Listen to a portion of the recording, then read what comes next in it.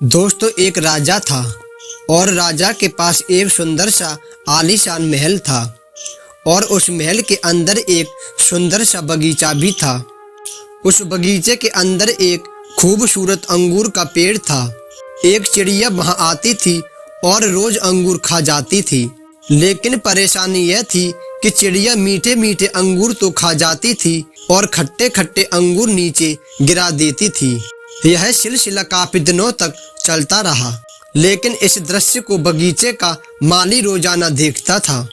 उसने उस चिड़िया को सबक सिखाने का काफी प्रयास भी किया, लेकिन वह हर प्रयास में विफल रहा, क्योंकि चिड़िया बहुत ही ज्यादा समझदार थी। आखिरकार चिड़िया से परेशान होकर बगीचे का माली राजा के पास गया और राजा को बोला, महाराज, एक निवेदन है। हमारे बगीचे में जो अंगूर की बेल लगी है, चिड़िया रोज अंगूरों को उजाड़ती है। राजा ने कहा, ठीक है, इस काम को मैं स्वयं करूंगा। राजा पूरे ध्यान से चिड़िया को देख रहा था और मौका मिलते ही राजा ने चिड़िया को पकड़ लिया। अब चिड़िया की समझदारी देखिए। उसने तुरंत राजा से कहा कि राजा साहब, मुझे छोड़ दीजिए, मैं आपको 4 ज्ञान की बातें बता सकती हूँ।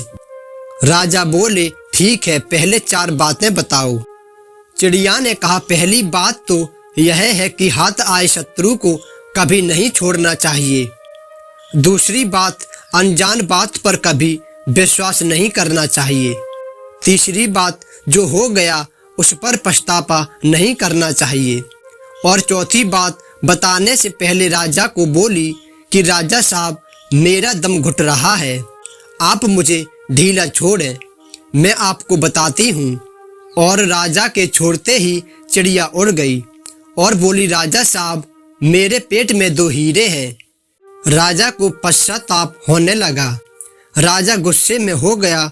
उसने राजा को बोला कि मैंने आपको कहा था कि हाथ में आए शत्रु को कभी नहीं छोड़ना चाहिए, फिर भी आपने छोड़ दिया।